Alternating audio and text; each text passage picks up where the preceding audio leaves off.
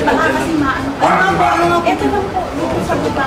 Ano po namin kailan? Ay, grabe. Diyan sa kabilang. Diyan sa baba. Ito po. Opo. Nang katukin ng kwarto, isang babae ang bumungad sa kanila. Magandang araw po, ma'am. Nagsisurvey lang po kami. Tungkol ho saan? Nag-check lang dun sa listahan ng barangay inhabitants. Nag-update kami. Mga taga-census po kami. Gusto lang po naming malaman kung ilan po kayong nakatira dyan. Ay, hindi ko ho alam. Tanungin niyo ko yung landlord. Uumpisa ko muna kasi dito sa baba, papaakyat. Ma'am, pwedeng makuha yung pangalan nyo? Yoli. Ikaw si Hi, good afternoon. Nang makumpirma na ang kausap nila ay ang suspect na si Yoli, dito na nagpakilala ang mga tauhan ng NBI-NCR. Ma'am, tiga-NBI po kami. Opo, pasok tayo, pasok.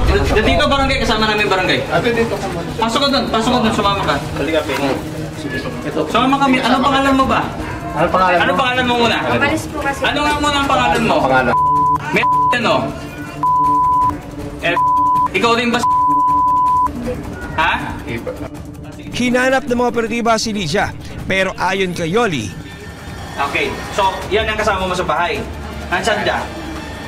Sige, pasok tayo sa bahay mo. May explain namin mabuti, kasama namin yung barangay. Huwag ka matakot. Oh, babae ito, babae ha? Babae yung phone na, kumakapkap. Nasaan na yung phone yan? Sa harapan niya. Wait lang po, sandali lang po. Hindi, huwag ka nung pumalag. Sandali lang po. Sandali lang po. Pusas mo na lang. Sandali lang po. Hindi, huwag ka nung... Ano yung hahawak niya doon? Hindi, yung phone nga, yung phone. Magbubura yan. Okay. Magbubura ng phone. sa Sandali lang. pagtulong, Ayun na. nanlaban si Yoli sa mga ahente ng NBI. Huwag ka nang manlaban. Sasaktan ka lang. Sige. Agad, sir.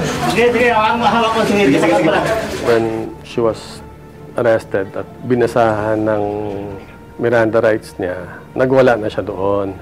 Nanlaban sa mga tauhan natin. Yun na nga, nangagat, nanipa. Ayaw talaga niya magpasama. Tama na, upo ka na lang. Huwag ka na pumalag, tama na. Halika na. Dito na hinanap ng NBI-NCR si Liza sa loob ng bahay. Halika rito. I-rescue ka namin, huwag ka matakot.